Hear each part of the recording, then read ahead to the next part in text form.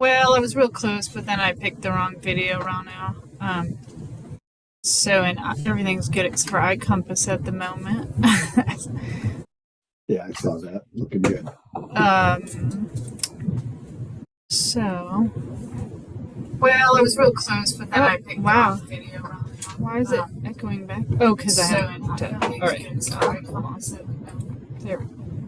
That was funny. Okay. So I want to stop it in iCompass, or just can I just change it in iCompass? Yeah.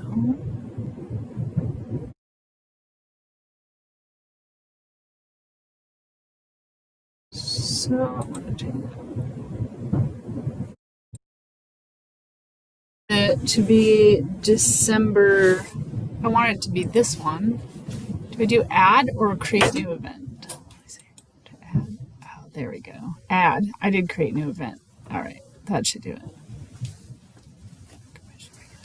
Well, let's try.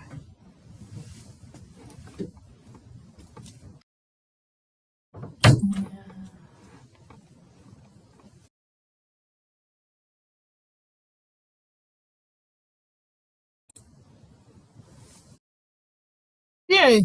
All right. Does that look good to you?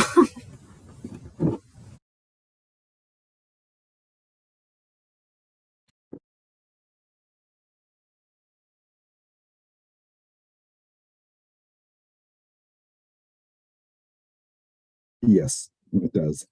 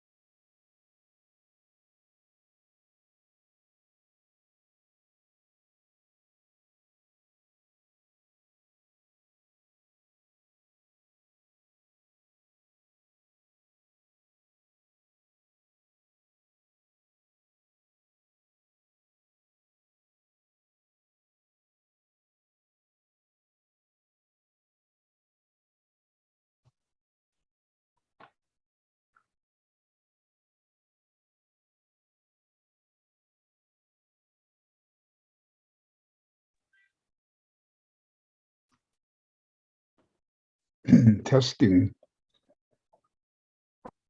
Hi, Fred. You sound good. Okay, great. Thanks. Yeah.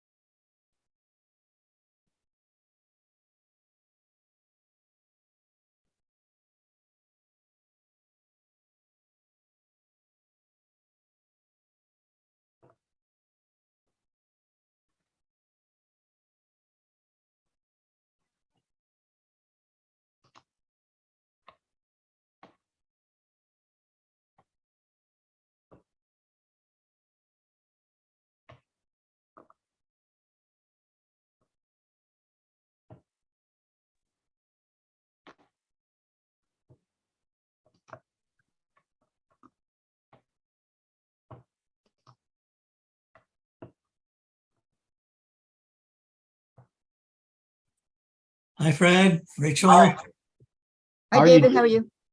Hey, good. Good, good. Everybody getting ready for the holiday season? Yes, ho, ho, ho. My wife has done an unusual thing. We decided to do without a tree this year, and instead we put in a chessboard of transparent wiring across the ceiling, and we have hung ornaments from it. So all over the ceiling are these ornaments that look like they're suspended in space. I told her it looked like something out of Eureka, but it's quite different. Or Amsterdam. Have you guys seen the movie Amsterdam yet? No. No, There's an artist in that she makes art out of well, I'll let you see. You should. It's a good movie. It's worth seeing. It's funny. Uh-huh. Won't spoil it for you, but there's an artist in it. David, is your wife an artist? Yeah, she is. She's been in art for about 3 years here, Fantastic. interrupting a 50-year hiatus. So she started doing it again, and she's been in various shows. And so, yeah, So the creativity is not a surprise. no. I think there should be an award for this kind of internal art decoration theme, but who knows? The neighbors seem to like it. Oh, wow. Hi, Barbara. Good evening, everybody.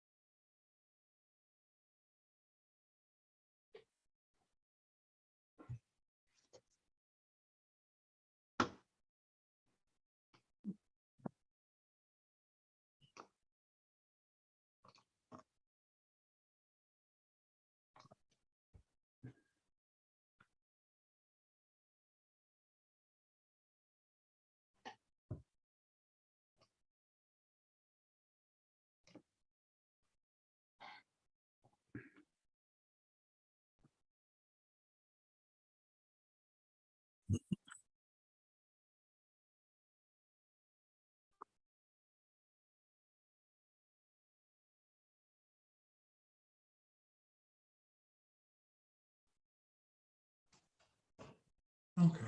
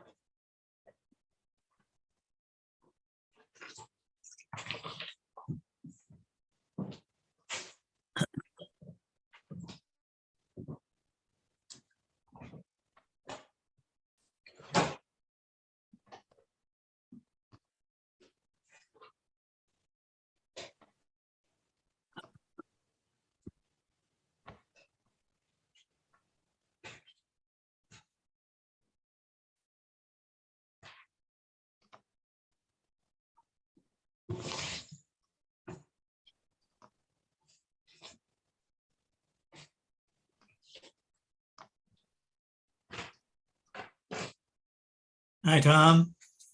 Good evening.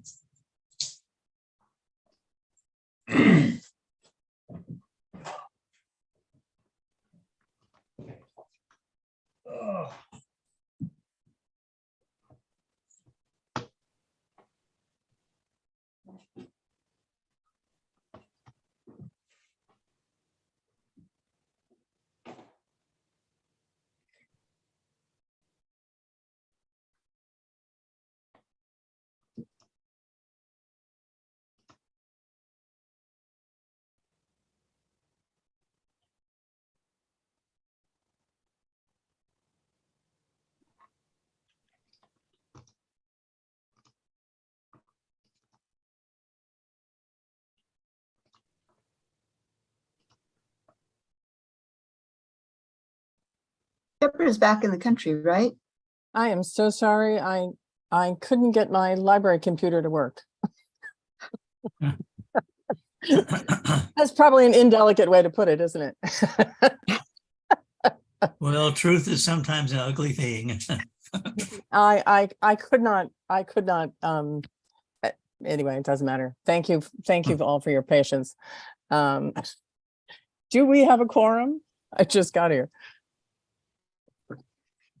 Let's see. Yes, Okay. Chair Doyle, we do have all the commissioners present.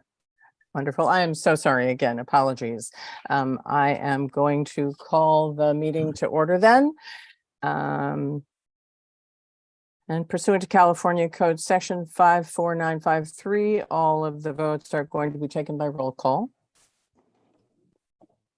Do we have any public appearances? What about the roll call? Oh, sorry. Thank you, David. And now we're recording. David Cahill, are you present? Here. Andy Elkin, Here. Commissioner Engbarth, Here. glad you're feeling better. Commissioner Okay. Heavenridge, Here. Commissioner Hauser, Here. Commissioner Lagos, Here. Commissioner McKenzie, Here. Commissioner Parker. Here. Wonderful, we're all here. Are there any public appearances? Okay. Then we are going to, once again, I will ask for a motion to establish the need to hold teleconference meeting due to proclaimed emergency and so the language. The proposed resolution will allow library legislative bodies to conduct meetings via teleconference in conformity with Government Code Section 65953. And do I'll I move have, that. that was I'll go Commissioner ahead and move Engbarth? Fabulous. Is there a second? Second. I think that was Commissioner Lagos I heard. Okay, I will call. Chair, oh, sorry, go ahead, call the roll. Commissioner Cahill, Yes. Commissioner Elkin, Yes. Commissioner Engbarth, Yes. Commissioner Heavenridge, Yes. Commissioner Hauser. Commissioner Hauser. Yes. Commissioner Lagos, Yes. Commissioner McKenzie, Yes. Commissioner Parker. Yes. All right, I'll make it unanimous. There are a couple of changes in today's agenda. We are going to be removing item 10.4 from the agenda. That's the Sebastopol lease. And we have been asked to move the closed session from the end of the meeting to the beginning of the meeting. Does anyone have any objections to that? No. No. Okay, then Lisa, are you prepared to take us into a closed session? Yes, I'm going to have Bridget and Rano do that. I wanted to ask about the public comment received via email and when you would like me to read that. Actually, I think we should have, I did forget about that. We should reopen public comment, and if you would read that email to the commission, that would be terrific. Okay, thank you. I hope this note finds all of you well. Let me begin by saying I am a longtime supporter of public libraries and appreciate the valuable services they provide the community. I currently live in Sonoma and have attended numerous used book sales. I thoroughly enjoy looking through the rich and diverse set of books available for sale, as well as sharing book and author ideas with others in the community. The last two events I have attended and at the Sonoma branch at 755 West Napa Street have been overrun with professional book resellers. Equipped with scanning apps such as Bookie, BookScouter on their smartphones, they rapidly scan the ISBN codes on the book jackets and via the app are shown the resale price of the books. If the resale price is greater than the purchase price at the library, they hoard these books and purchase them in quantities of 100 or more. They have no regard for the genre, author, nor title, and are only concerned with their return on investment. I find this very disheartening to the point I told a number of these professionals that the true joy of a book is to bleep read it and not to resell it for profit. Moreover, what upsets me even more is these books that were donated by members of the community are now no longer available to locals as they are being arbitraged by professionals. I recall prior sales where I had conversations with elderly couples who were leisurely scanning the books for hidden gems, and now they are being denied the joy of discovery by these professionals from outside the community.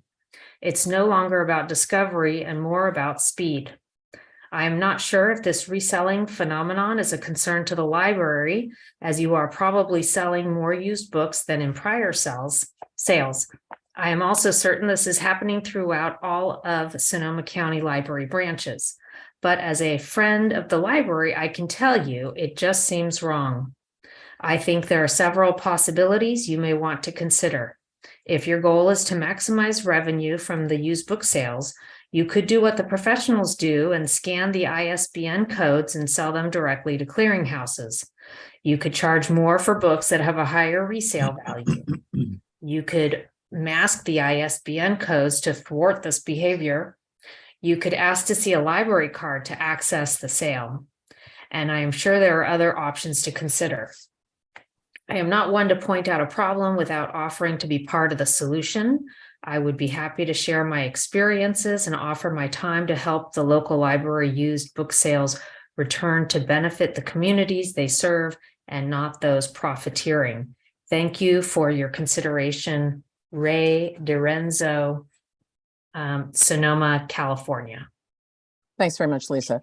And even though the letter was sent to the entire commission, I think I'm going to hand it off to Commissioner Hauser so he can respond to someone because he lives there. But then we're also going to forward the email to the presidents of all of the Friends groups, because that subject came up in the president's meeting the other day, and so it's on everyone's mind. So I think that perhaps we can ask for a report in a couple of months after they've had some time to take a look at it or had additional book sales, that sort of thing. So and with that, we can move into our closed session.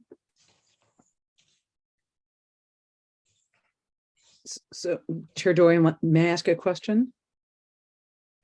Would you like me to step out of this closed session? Chris, you're not put in the closed session. Pardon? You have to be asked to join the closed section. So you just sit there tight, Chris. Okay. This is Tom Hauser. All Yeah. right. Thank you so much. Thanks, Tom.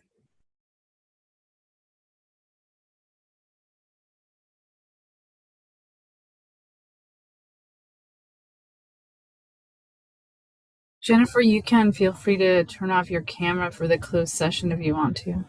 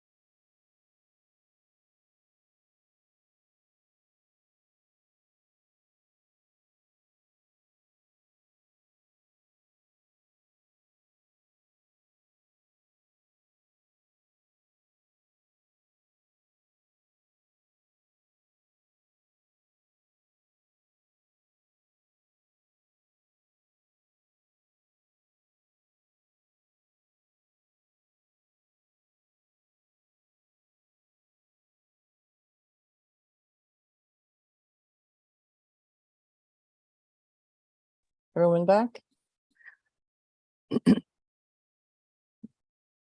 Thanks very much. No action was taken, so nothing to be reported from our closed session. And we will move on to our presentations. The first presentation is the Rincon Valley Regional Library.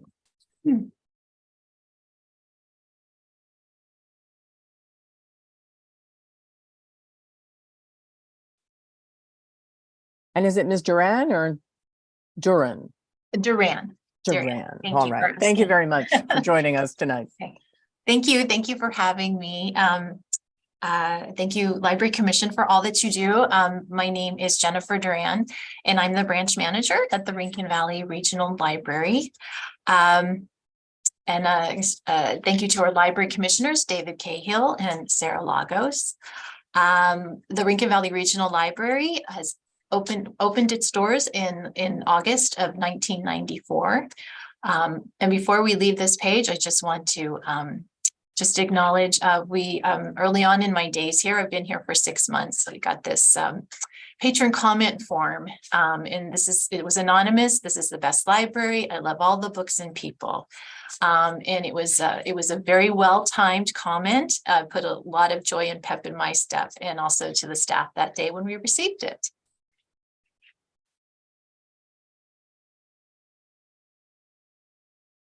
Oops. Okay. Okay, awesome. Whoops, why are we back to the same page? There we go. Thank you. I'm sorry about that. So in Spanish, Rincon means corner. So within the city of Santa Rosa, the neighborhood of Rincon Valley is located geographically in the northeastern corner of Santa Rosa. Our street address is 6959 Montecito Boulevard, and our Santa Rosa zip code is 95409. Our neighbors right next door to us are the Maria Carrillo High School and the Rincon Valley Community Park.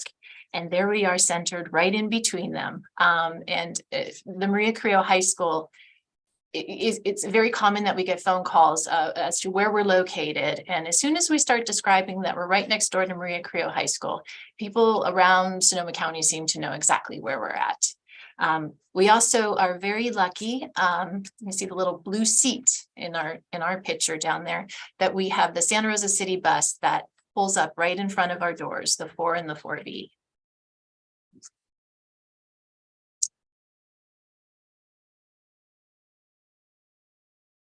So the map on this page is pulled from our library analytics platform, Orange Boy. And there we are, we're the black star towards the top of the map there in the center. And all of the greenish dots are households and recent patron visits whose library cards, their home branch location is Rincon Valley. So all those green dots represent our library users. So if we were, this seemed large enough, but when I had the screen up, imagine just pulling away, and there were so many more green dots that were very, very visible, that were extending into the Valley of the Moon towards Oakmont and Glen Ellen and Kenwood, further north to the Mark West area, and certainly, towards the Bennett Valley area. So our service communities on paper comprise Rincon Valley, Oakmont, Bennett Valley, Glen Ellen, and Kenwood. And our population density, within the city of Santa Rosa itself, at our 95409 zip code, there's about 27,000 in that zip code. But again, if you pull away and you see the extent of the patrons who are using our library, and you use a population density map, and the URL is provided below, and you add up those areas, it's well more than 27,000 and approaching 64,000. And looking at the decennial census, more than 1/3 of the age group in our service community is 65 and older. And we serve multiple 55 and older communities, Oakmont and Spring Lake Village being the largest. We also serve 16 schools in 3 different districts: Rincon Valley Union, Bennett Valley Union, and Santa Rosa City High School, of which Maria Carrillo High School is the second largest. And total school enrollment that we serve is 9,087. And thanks to Rachel Okaza, our education initiatives specialist, our student one card enrollment is 100%.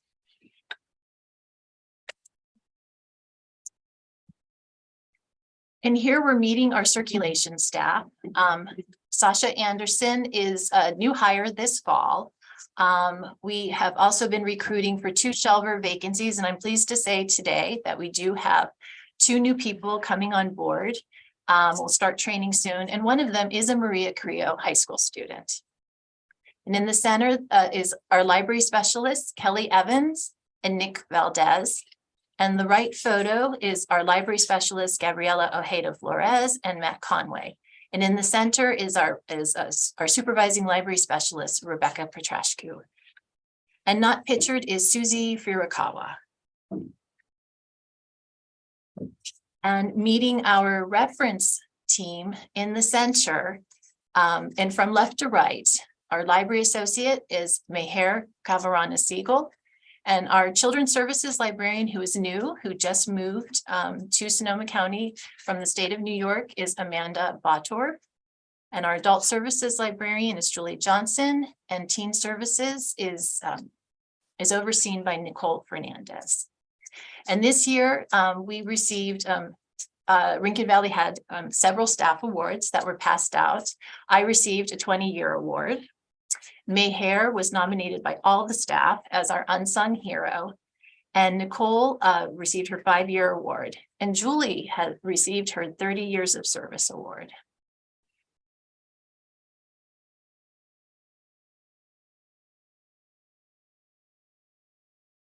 So with this page, I'm going to jump over to the building and the collection first. So we are one of 3 tier 2 size libraries, and we share that distinction with Northwest and Sebastopol.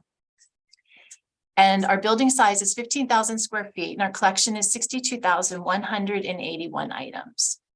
And then if we jump over to visitors, in 2021, though we were still coming out of long COVID, I think you can see, 1 year later, you can already see we're 30,000 more in-person patron visits than where we were at towards the end of 2021. And the total library card holders for Rincon Valley, where their home branch is Rincon Valley, is 17,705. If we jump over to circulation, since from last year to this year, our checkouts have increased by 25,000. And our monthly average has increased by 2,100. And then if we jump over to the programs and outreach,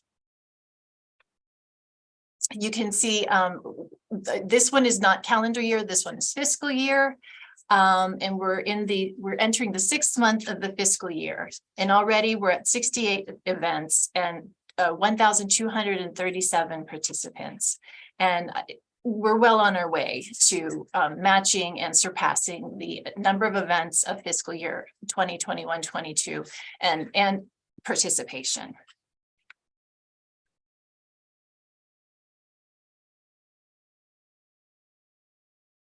And thank you to the friends of the Santa Rosa Library, our amazing friends, for all of the support that they're giving us. Since I've been here, they have awarded us $16,620. And I've only been here 6 months. So thank you very much. And that's going to allow us to add target more specific areas in our material collection to just enhance those areas. And it's going to allow us in the winter and the spring and the summer to host even more programs. And they do that, so well with we have a book sale that's in our lobby year round. And of course there are book sales and the book fairs. And then this weekend they have one upcoming, December 9th through December 11th. And our Santa Rosa Library Advisory Board, thank you so much to those volunteer members Cynthia, Noah, and Pamela. I want to say we've only met just a couple of times and looking very much forward to working, with everyone. And I just learned today that it sounds like we're going to have 2 new members to the Santa Rosa Library Advisory Board. So there are several vacancies and still 2 of them are youth members. So I'll just want to say a thank you to them, and also just to remind everyone that our Library Advisory Board is still looking for new recruits.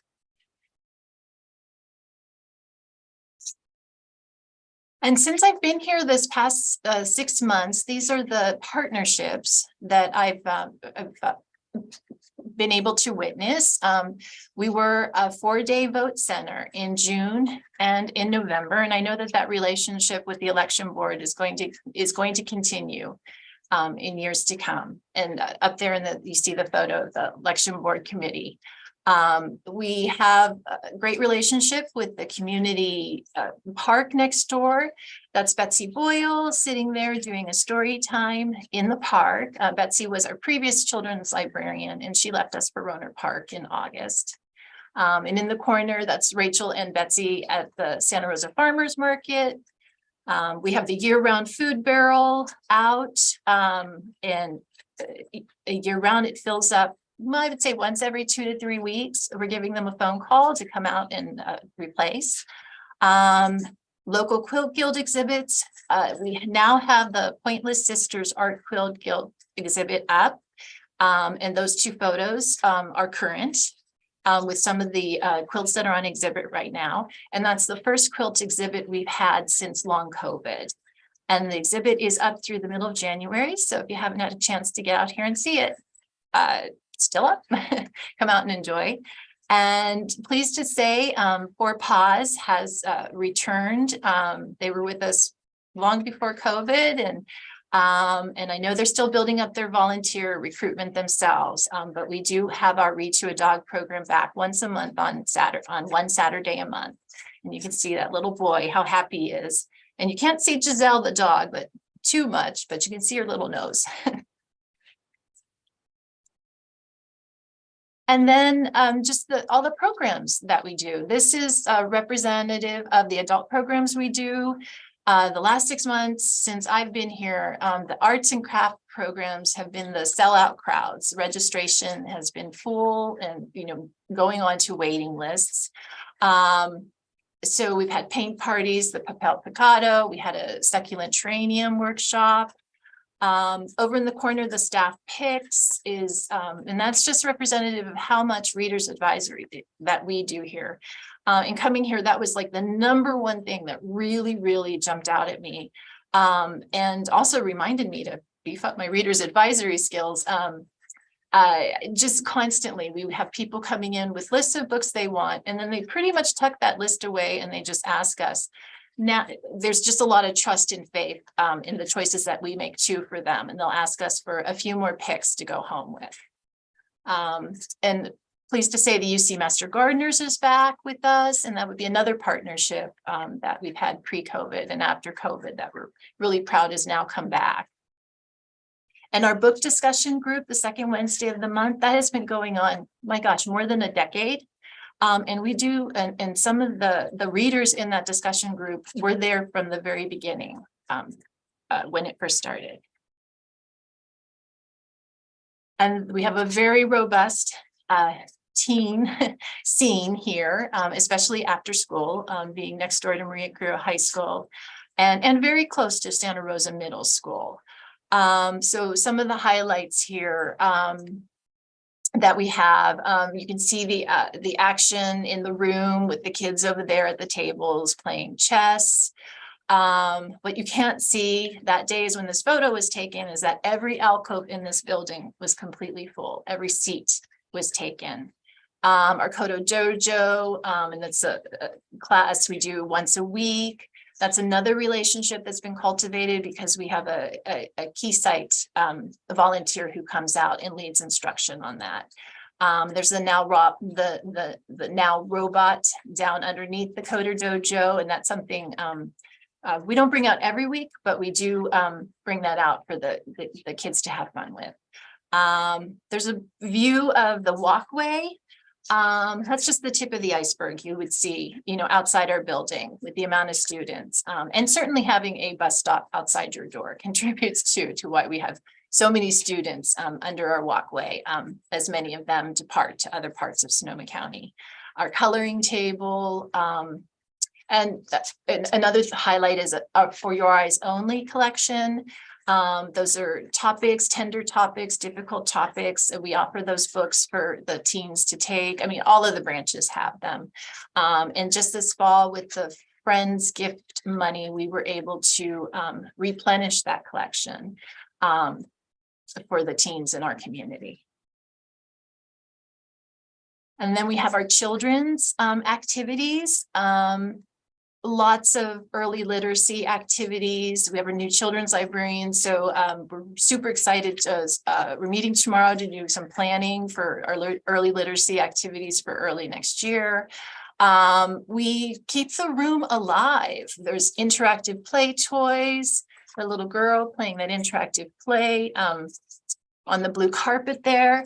What you can't see is her mom was breastfeeding her younger sibling.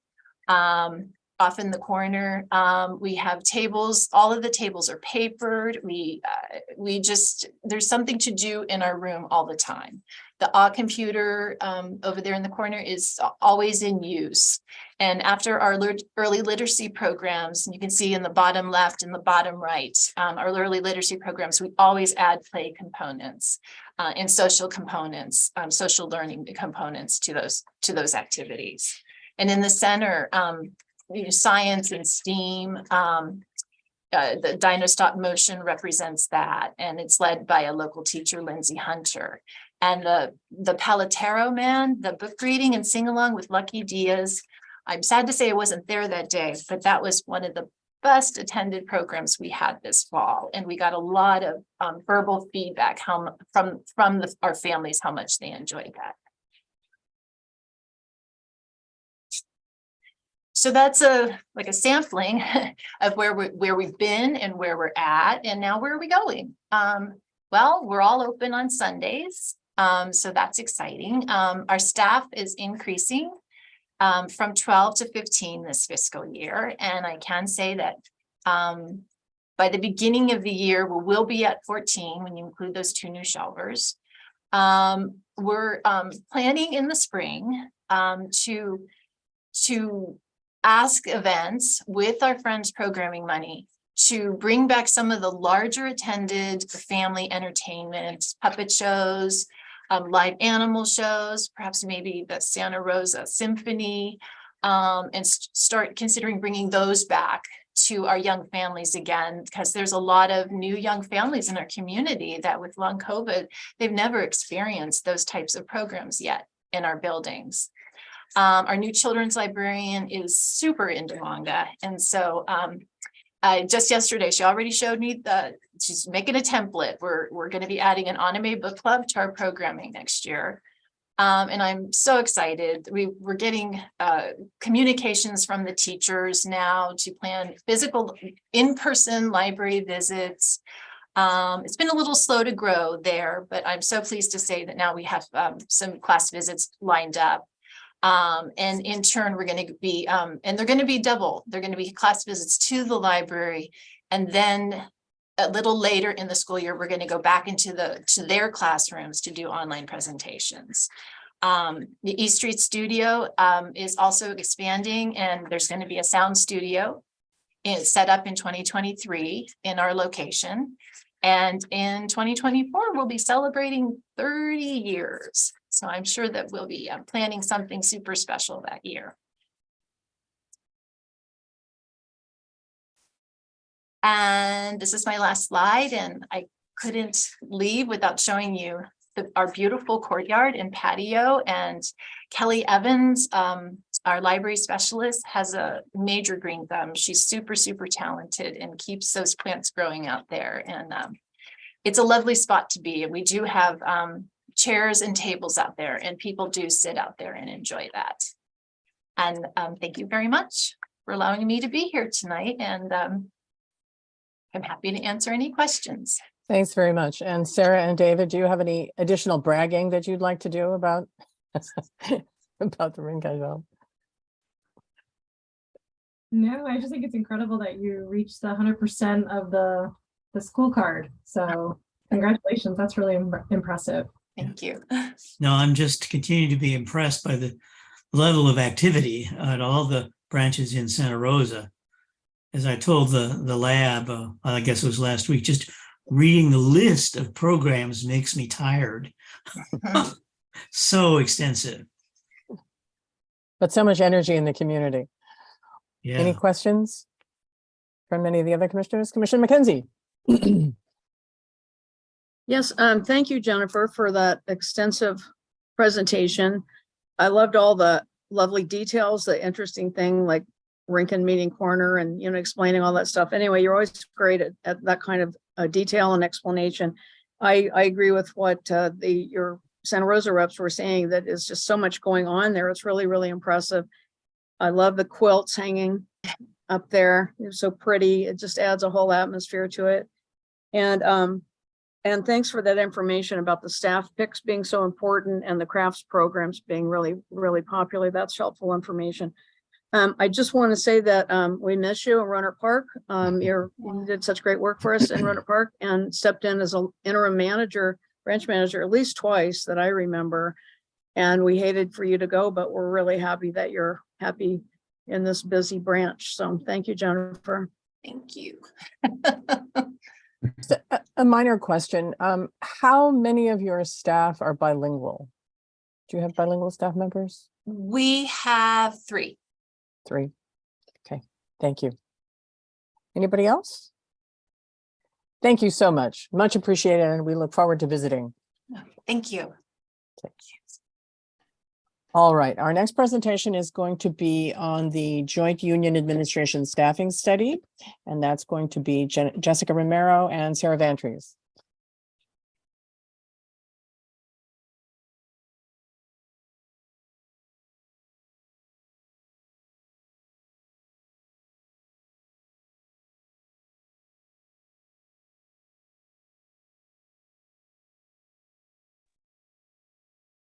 Good evening, Chair Doyle, Library Commissioners, Director Thibault. I'm Sarah Vantries, Public Services Division Manager.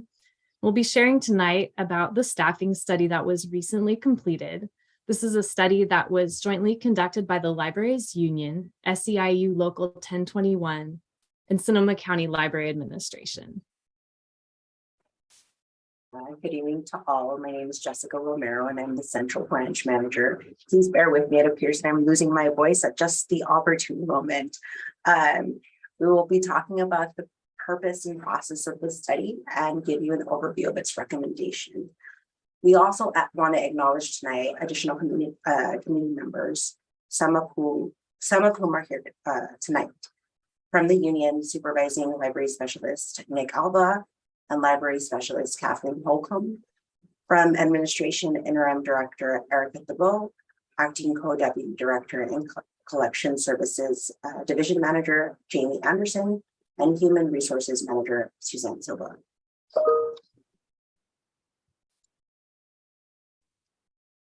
The staffing study provides a comprehensive system-wide review and analysis. It addresses the staffing structure, work processes, and workload for each department and division. The study makes recommendations regarding the most efficient way to deliver library services that align with the new Sonoma County Library Reimagining Plan. While the study reflects a close review of current staffing and services, its recommendations are ultimately forward-looking. They reflect the trends in how our community interacts with its library, evolving practices for public library services. They show the core values of Sonoma County Library, including the goals of the Reimagining Plan. The staffing study's goal is to balance appropriate efficiencies with the personal human service that helps to bring information, ideas, and people together to build a stronger community, which is the library's mission. And that quote, I believe, comes from our Supervising Library Specialist, Nick Alba. So for our process, the committee reviewed 3 previous staffing studies conducted at Sonoma County Library, and also the changes in our staffing over the past 15 years. We collected new information from our current staff regarding their workloads, including gaps and stresses. We did that through an all-staff survey, as well as asking staff to collect data about how they spend their time on a weekly basis. We were also able to gather detailed information about patron library interactions. Once we took those raw results and created some summary information, we provided them to the supervisors, managers, and library leaders to get their additional feedback and recommendations based on service expectations. We also brought the ideas into the context of the library's reimagining plan, as well as public library trends, in order to develop recommendations for action steps. The staffing study is aspirational. It's not meant to be an implementation document on its own, but we'll be working on next steps together as a library. The recommendations will be prioritized based on impact, operational need, complexity, and budget. Some of the recommendations are already in progress, but others will take several years to implement. In some departments and branches, current space constraints will impact the timeline for adding new positions. Changes to job classifications will also be reviewed in the class and comp study, which is currently in progress. Just wanted to note as well, the library and the union support the staffing study recommendations jointly. However, that does not supersede the union's right to meet and confer on impacts and effects that are within the scope of bargaining.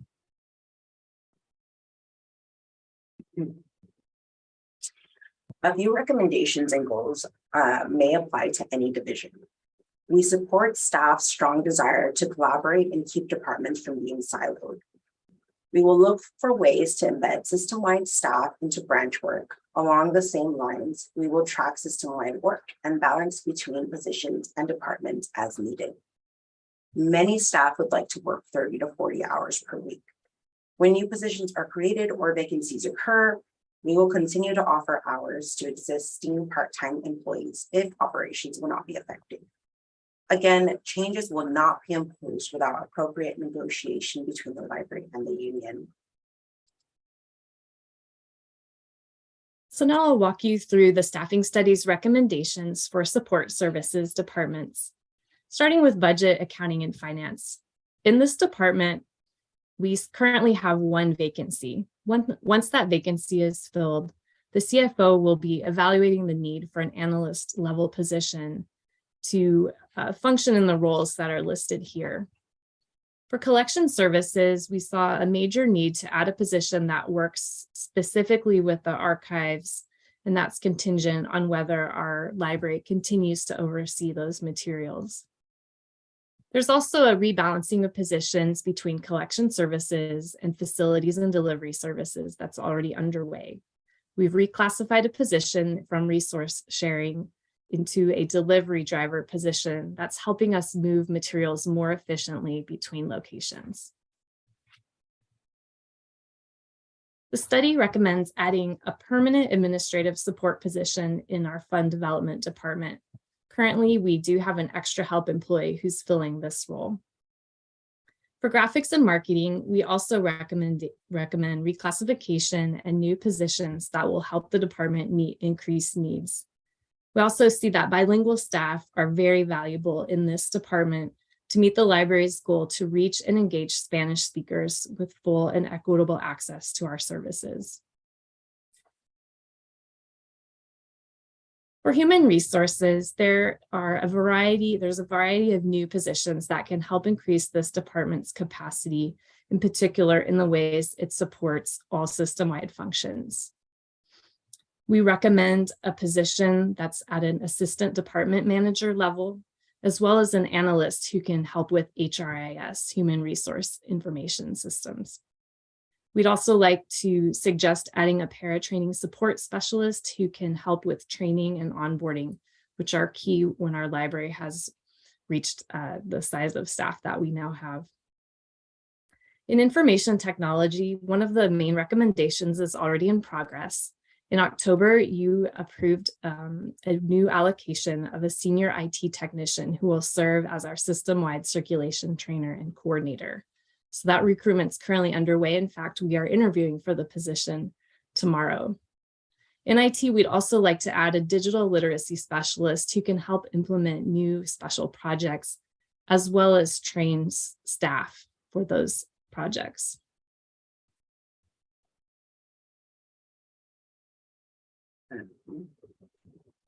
I will walk you through the recommendations for the Public Services Division, starting with the trends and goals. We see the movement in libraries, including many of our own locations, to offer patron service at a single consolidated point within the building. In most cases, this provides efficient and effective interaction with patrons, the majority of whom request basic information and tech support, particularly as our ebook resources continue to grow in popularity.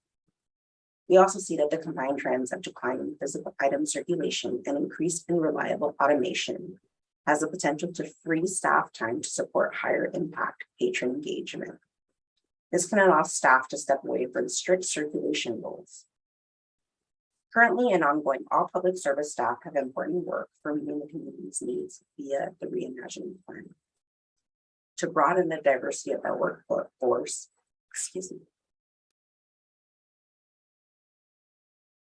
To broaden the diversity of our workforce, as an expression of the reimagining plan and racial equity goals, we also seek to broaden qualifications for some positions.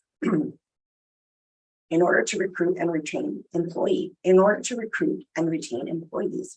who have relevant experience and background for our outward-facing library work. Adding an administrative specialist level position will also help to support a division with over 200 staff.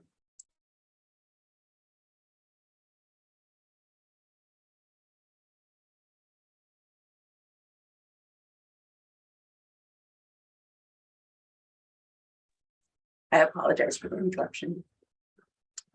The study recommends redesigning the Library Specialist Series as a Customer Service Specialist Series, expanding the scope of the positions beyond materials handling, essentially checking in and checking out, to support other branch functions and customer service activities.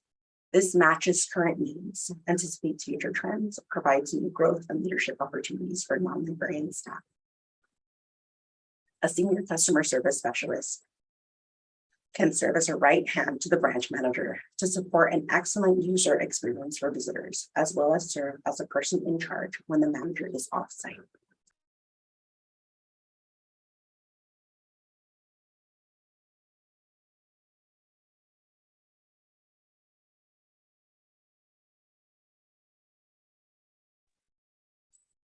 For librarians, the recommendation is to combine the current library associate and librarian series into one professional classification series to carry out specific reimagining plan goals. Librarian 1 and 2 positions will focus generally on highest impact patron interactions through programs, outreach, and partnership. We recommend modifying minimum qualifications for a librarian position so the applicants can qualify with any combination of education and experience that give them the skills we need for providing modern library service. Typical ways to gain the skills could include education, experience in library work, or a master's degree in library science, as well as education or experience in a library service priority area, such as creativity, culturally competent services, lifelong learning, literacy, community resiliency, youth development, social justice, and etc. These changes would allow the library to bring on applicants from a variety of valuable backgrounds and increase the diversity of staff. A higher level librarian 3 position can be used in new ways to offer additional branch and system leadership in a variety of crucial areas noted on the slide, such as outreach, regional outreach, technology, rural and urban services, early education, teen services, and Spanish language services.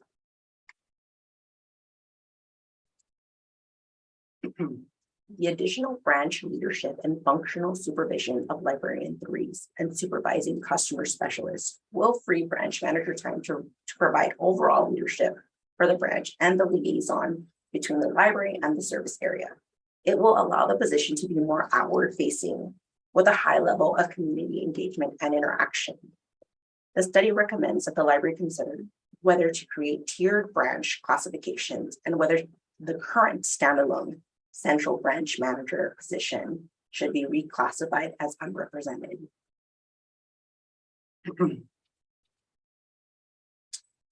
Finally, the staffing study recommends a new division for community engagement.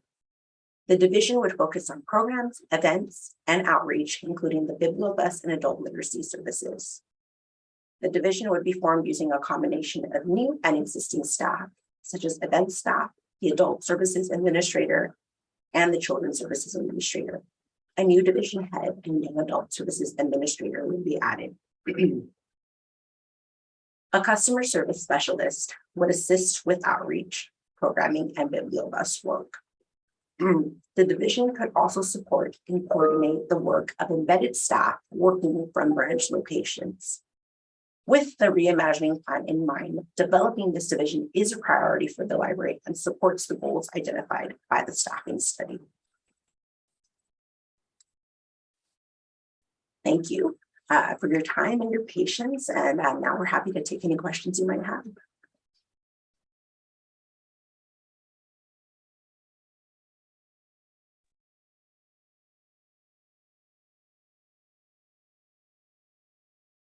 Commissioner Elkins.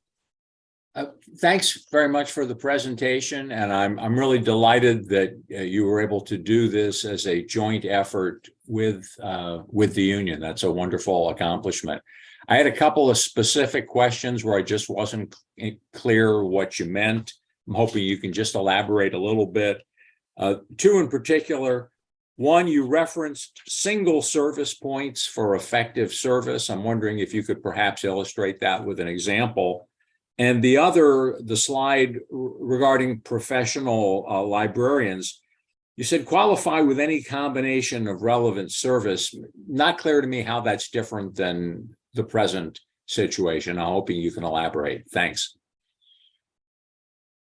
Sure, I can give you an example of what we mean by single point of service. And right now, essentially what that is that a customer service, a library specialist and or a librarian would share one desk as opposed to having a circulation desk and a reference desk, similar to how it is at the central library. We have a circulation desk up front and a reference desk in the back.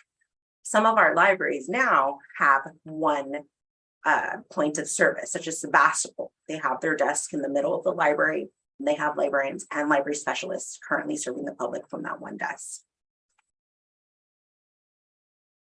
As far as your second question, the difference essentially as to how it is now is the degree requirement. Right now, we currently require a Master's of Library and Information Science to become a librarian. And so what you're proposing is that rather than maintaining that requirement, you would provide some qualification process through relevant experience. Is that what you're saying? Yes, and this would be for the librarian one position. Any librarian position above that, including branch manager, librarian 2, librarian 3, they would require a Master's of Library and Information Science. Okay, thank you. Commissioner Cahill, I believe you were next. Yes, it appears that we're going to be adding staff here. Do you have any idea roughly of how many full-time equivalents would be added if this were put into place? You know, that's something we did not tally directly, Commissioner Cahill. I think it's actually a fairly small number because many of the changes that we're looking at would be reclassifying or taking advantage of vacancies to look at new ways to classify a position or to divide hours between employees. So even though some of the recommendations definitely include adding staff, which has a significant fiscal impact in some cases, a lot of the recommendations are more of a title change or some change in duties. And it also isn't going to happen immediately. Right. Commissioner Cahill, Right. go ahead. No, just Anything thanks. else? Okay. Commissioner Engbarth. Yes, wanted to thank you. It's a lot of work that you and your committee had, completed on this. And I'm sure working with the union, added another dimension to it. So I think hats off to you guys for everything you've done. I have two other things I was wondering about it. You talk about this as being a summary. I'm assuming there's a more detailed supporting document or documents to this report. Is that correct? There is a staffing study document. It is fairly high level, like our presentation, and then we have summary data from all that information we collected. Because a lot of the information was very specific, for example, individual staff members keeping track of all the tasks that they did within a week, or a staff survey where we wanted to solicit, very frank feedback about how people felt about their jobs. That information we have summarized at a very high level to protect the privacy of the staff. Well, I'm wondering if there is a set of supporting documents, if you could provide a link to the commissioners, so that if someone like myself, which the way I am with things, I'd like to dig deeper into the report, and without having access or being able to look at the documents themselves that you use to prepare it, I'm not really able to do that. So I would like to have that data made available. The other thing I was wondering about was that this reads optimistically, that we're looking at a future that has an optimistic picture to it. But I think if we're making a plan, or if we're looking at a document that's going to be doing some plans down the line, as we are with the finance committees looking at a 5-year plan for our budget, I think something similar would be of value for this, which would be a document, whether it's this or another one, that would identify the core functions, core staff positions that we need to function the library. If, for example, the follow-up on the Measure Y funding doesn't come through, what do we do? And if we're going to be looking at having to make reductions, where might those reductions be made so that we're not affecting any core positions? And I think knowing what the limits are on this would be of help, not only in the present and maybe down the line, but as far as selling Measure Y, I think having information that we could say to the community when we're presenting them with Measure Y is like, here's the things we can do, we'd like to do, we're inspired to do to make the library more effective. But if the Measure Y money's not approved, this is what we're going to have to reduce ourselves back down to. That would be a helpful document to have. It'd be helpful to have that information so we can make those kinds of presentations before we get too far down the line on the Measure Y replacement efforts. So so I'd like to get a copy, if we can, of the links to the detailed report, and then again, some sort of projection, 5 years, both good and bad, or what I would call a devil's list versus a heavens list. This is very much a heavens list, but it's not looking at what might happen if the worst occurs. Thank you. Well, let me answer some of those questions for you. So we are also doing this class and comp study, and until we have that completed, because it does, the compensation is going to be an issue. And until we have that 5-year projection plan, we don't really have a firm implementation plan at this time. So we're kind of waiting for that 5-year projection as well as the class and comp study to be completed. As Sarah indicated, we also do have some space constraints that really limit our ability to grow as an organization. And what we're going to do next is prioritize the positions that we think really are the most important and need to be filled, and look at when we can fill those. And as you say, we do have this Measure Y campaign and renewal as a potential fly in the ointment. So we do want to make sure that we are financially healthy before we add positions. But a lot of the recommendations are, as Sarah said, reclassifying existing employees. And when we do refreshes on our buildings and we're able to put in a single service desk, that will also alleviate some of the staffing issues. For every service desk we have to staff. And so we have, that's one way to free up staff to do some of these more outward facing things that we're doing, such as, outreach and programming. And then for the documents, I can certainly send you all that. We do have appendices that have the surveys, not the results of the survey, but the survey and the time audit. Yeah, that would be great. Thank you. Commissioner Heavenridge.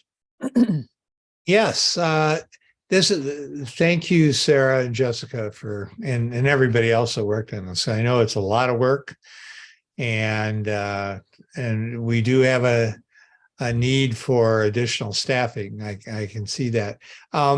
My question is about the library and the series that you were talking about, the 1, 2, and 3, and in my long life working with libraries, a librarian always had an MLS, and I think. And hats off to those people that have MLSs, because it's not an easy degree, and it's expensive, and it's a skill set that you can't get anywhere else. When we have, like when you're saying library 1, similar skills. Well, where I don't know all the jobs in the world, but it would seem that there's very few positions that would have the same skill set as an MLS.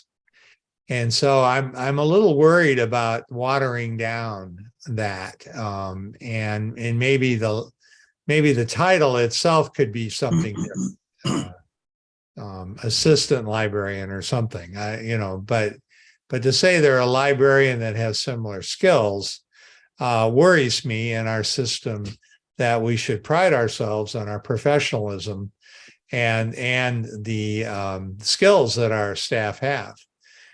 So I don't, that kind of bothers me when I heard that. But you did say the librarian 2 and 3 are required to have an MLS. Is that correct? Okay, so it's just library 1. I'd be interested in what position that library 1 would be put in, if it's similar to a position with someone that has an MLS, and would worry about their skills. And I know we've talked in the past about doing internal training and stuff like that, but that doesn't, the reality is it really doesn't cover the degree and the professionalism that someone that's got an MLS. So I'm just brought that up. And I would like to talk in the future about, if we do go with the library 1, what kind of incentive we could get that person to be working on their MLS. So I'd like to not drop that discussion in the future as we go on. So I'd like to be part of that. So, but again, thank you for all your work. I think it's great. So thank you. Mr. Parker.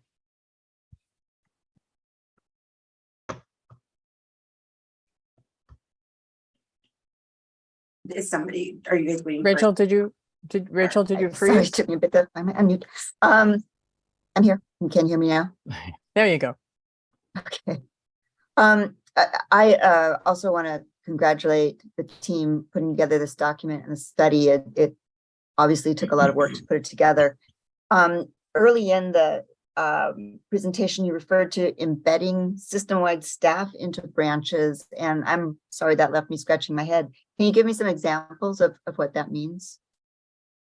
So an example is at the Central Library. I have two librarian threes currently. One is a youth services supervisor and one is an adult services supervisor. They do a lot of branch work, but they also have system-wide responsibilities in the sense that our youth services supervisor will facilitate our children's services meetings along with the children's services administrator. They work closely together on system-wide projects. Same with an adult services adult services supervisor. They will also work closely with the adult services administrator and work closely on projects. And that person also helps facilitate monthly adult services meetings as well. So it's kind of like they're in the branches, they're able to be in the field, but they work with their administrator to help with system-wide activities and programming and things like that.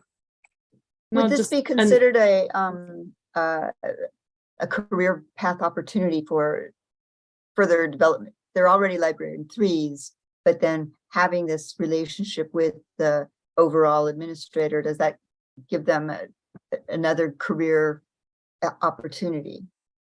Absolutely. I think that it prepares them to become branch managers and administrators, and just to gives them kind of a pathway to move up in the system. Great. I think it's a wonderful vision for how the profession of librarians, starting with the entry level. And I agree with Paul about education, but to give a foothold in or a toe in, maybe to those who don't have the MLS already, and incenting them to get it so that they can work through the system and develop professionally. I think it's a terrific vision. So thank you. Commissioner McKenzie. Yes, thank you to both of you and to everyone involved. We've been waiting for quite a while, I think, for staffing study. This is kind of taking it in a broader direction, I think, so than we had originally talked about. So thank you for that. I wanted to second what Commissioner Heavenrich said. That was my same reaction. He said it a lot better than I did. I think you can have titles and job descriptions, but I think if you're actually going to call somebody a librarian, I agree with the educational requirement for that.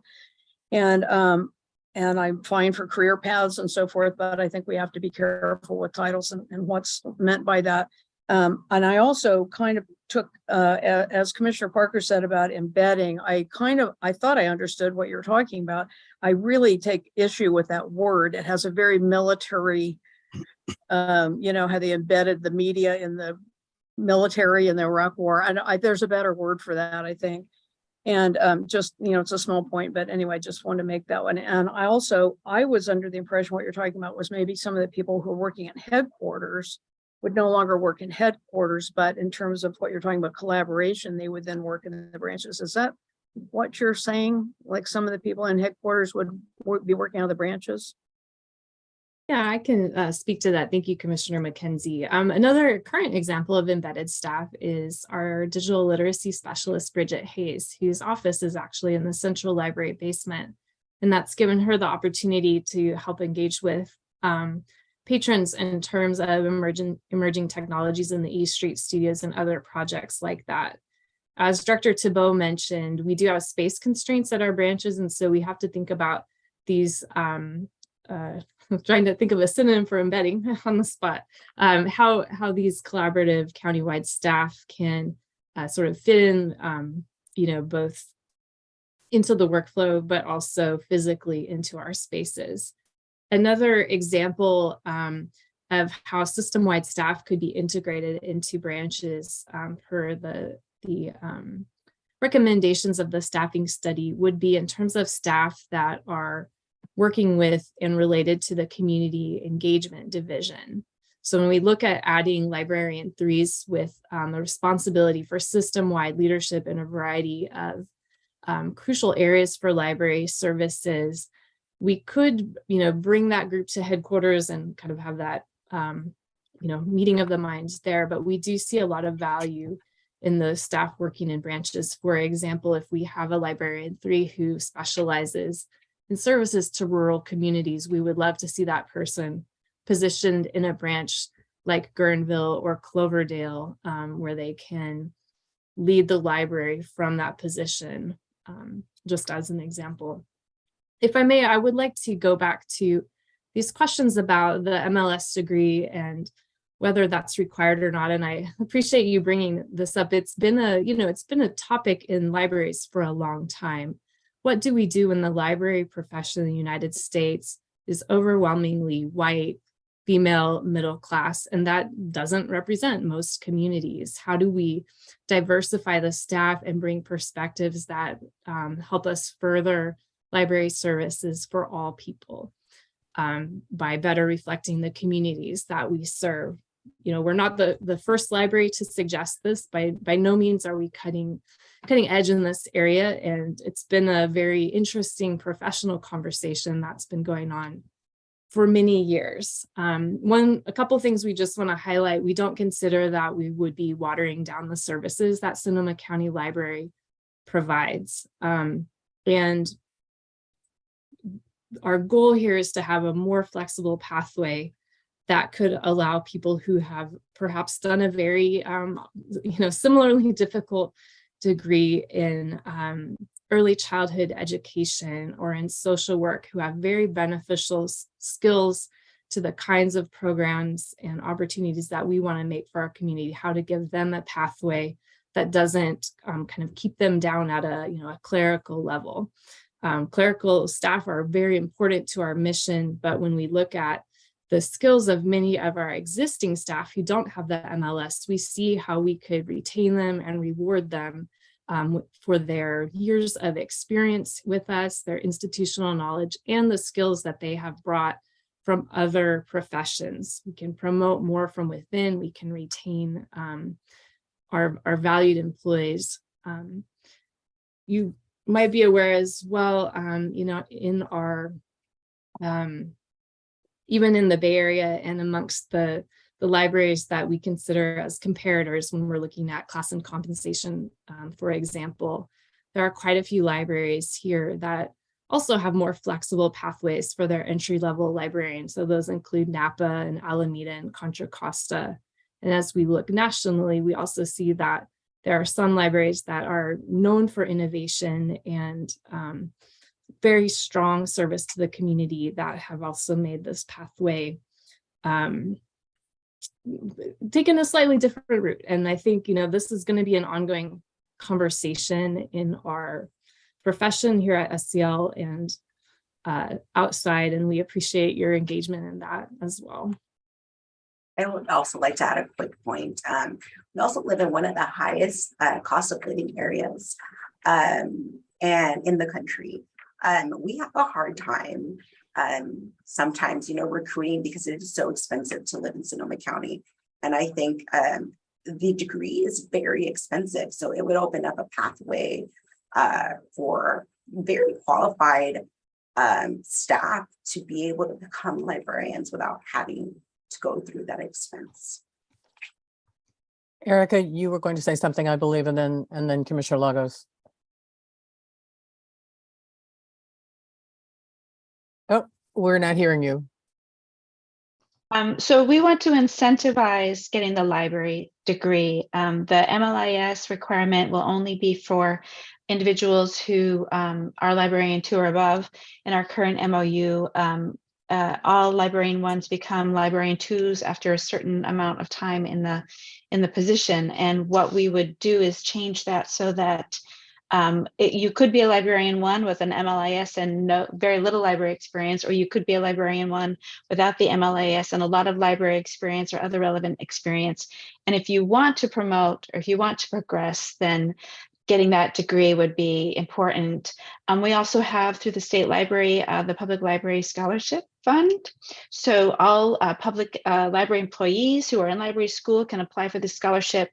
And we do that for our staff who are in library school help them with that. So there's lots of different ways, but as Sarah said, it's really about increasing the diversity of our librarian classes.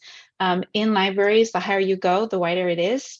And, trying to increase promotional opportunities for people of color, staff of color, to give them those career trajectories is a really important thing. And as Jessica mentioned, recruiting can be difficult for Sonoma because of the expense. The best way to get really talented people is to promote them and train them. And that's what the goal of this, that's the intent of this is to do that. Thanks, Commissioner Lagos, and then Suzanne. Suzanne, do you want to go? Well, I'm sorry. I see my hand. All right. But please, no, I defer to you, Commissioner Lagos. Please speak first. No, please go ahead. If it's on the topic, please go ahead. Well, yes, it's definitely on the topic. And Alphonse Gaston, Suzanne, go. We're talking, thank you. We're talking about a lot of things, related to recruiting and HR. And obviously HR has been tracking a lot of this numbers and information. And, this is all related to our reimagining plan. That we haven't really set any hard goals on. Our racial equity team set a lot of goals, and it's been hard through our applicant tracking system. We can't get a lot of this information. We can't really necessarily say how many people have declined offers based on, because they can't afford to move here or because it's not a racially equitable enough organization. But these are goals that we have made through our racial equity team, and we do have these discussions regularly. But again, all of these factors do add up. And so the consultants do have the information from the staffing study. We are assessing jobs, the job knowledge, skills, and abilities when we're evaluating the qualifications as we do our class and comp study. So I think all of this information is going to be rolled up and put together as we move forward, and we can make some solid recommendations. We are looking at other comparators to see what their minimum qualifications are for librarians. So we will be coming back with a comprehensive, information for the commission. And I believe you will be comfortable with the recommendations that we make going forward. But there is data out there that suggests, and even in Oakland, California, that they're moving so that they can keep and retain librarians to move to, evaluating this MLIS qualification. Not to say that they're going to, if you don't have an MLIS, you're not going to be required to take classes that certify you for librarianship and retain those and renew those qualifications, because it is important to have all of those skills, knowledge, and abilities to be a qualified librarian. But that MLS degree is a bar for some underrepresented and BIPOC individuals. So thank you so much. I know we've spent a lot of time on this, and thank you for hearing me. Commissioner Lagos. Well, I think Sarah and Suzanne answered and addressed what I was going to say, but I really think that this is the hard work of DEIA work. And that's where we have to settle into it, and to say that it might be uncomfortable that we're walking away from something that is how we used to do it, but how we used to do it puts up a barrier for communities of color to access these opportunities. And so that, I think, is a good place for us to stay in, and to say we have to evaluate what is the best thing for the library, but we also have to recognize that just because it's the way we used to do it doesn't mean that that is the way that serves our community or our staff going forward. And I was going to ask, Sarah, you already kind of addressed it a little bit, but I was curious if there were any other libraries within this, the Bay Area that are moving into this, and if there's going to be any component of the study as you're moving forward that will look at classification or compensation in relation to other Bay Area libraries, or even sort of the nationwide trends that you're seeing. Is that something that you'll be sharing too, an evaluation of like-sized organizations or similar structured organizations? Yeah, we have for the classification and compensation study that we've been talking about that the library is currently doing, we do have defined comparators that are based on similarities, and there are mostly throughout the Bay Area and then a bit further in California. And I'm sure we can share the list with you. We've used those in past, and as noted, several of them, including Contra Costa County, Alameda County, have already made more flexible pathways for their librarian positions. And let's see, is there another part to your question? In terms of nationally, like we wouldn't use national comparators for our classification and compensation. But since this topic is of so much interest, I think we can pull together some resources that help you engage with the professional conversation around this, as well as some examples of libraries whose communities are thriving after this requirement was dropped, and the impact that a more diverse staff can have in terms of keeping library service relevant and moving us forward and losing some of those barriers that, again, it's not just about difficulties that our own staff might have for promoting our potential employees, but also how well we're actually able to respond to the needs of the community. Great, thank you. Great, thanks. All right, one last comment from Commissioner Cahill. We have been chatting about this very enthusiastically. Yes, I agree with what Sarah said on flexibility. I'm willing to give up formalism if it means recruiting from a broader class of people to better serve the public. Thanks, Commissioner Cahill. And, you know, just another salute to the administration and the union for working on this and for really diving deeply into these things and looking toward the future. I think that one of the things that we all have to remember, of course, is that it's not being implemented tomorrow. And a lot of this is part of the long term as we try to reimagine the library system. This is a very important piece to moving forward. Of course, Measure Y is also, but let us all be positive, and we look forward to some more details because we think this is really important. And thanks everybody for the robust conversation. Really, it's good to see the passion. All right, we then are going to be moving into library reports, but Erica, were we going to have the foundation report early in the meeting? Have I left Chris out there hanging? You know, I feel like it's going to be 10 o'clock before she speaks. So perhaps I'm happy to wait. I'm happy to wait. All right. Perhaps is our foundation representative prepared to give her report now? I can certainly do that. I am so sorry. No worries. Thank you. I feel privileged to have heard so much activity going on. And let me ask the commission, does anybody have an objection to hearing the foundation report before we? All right, excellent. I'm seeing shaking heads. There we go. Go for it. All right. So I was going to share my screen, but it says I can't while other people are sharing. So oftentimes I can take over. There we go. So let me get to my PowerPoint and all righty. So thank you. This is brief, so I know that you all are very busy, and hopefully I'll not be the cause of you being here until 10 o'clock. I just wanted to say I'm representing the foundation, and we're here to express our appreciation in all the ways that you all helped, the commissioners helped us make the launch a success. And I want to give you an update about where we are, and we're hoping to go in the next 18 months. So, but before we get into that, let's take a moment and recall all of the great energy that was in that room that morning that we all met together, and it was a full house, and it was so great to see so many of you there. A few of the highlights, our honor student, Celine Lopez Zamudio from Roseland University Prep, so inspirational as she spoke to us that morning. Interim library director Erica Teeble giving us the galvanizing overview of the pressing needs, both of our 21st century library system, as well as where we're moving on to with the new Roseland regional branch as the next step in that.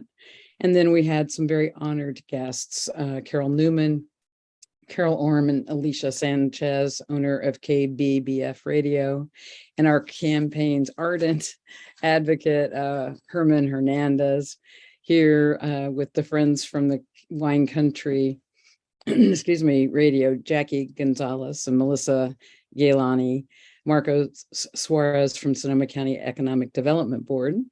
And then we see Deborah Doyle's comments. She grounded us in the goal of what the campaign is going to make possible and how this integrates with Measure Y.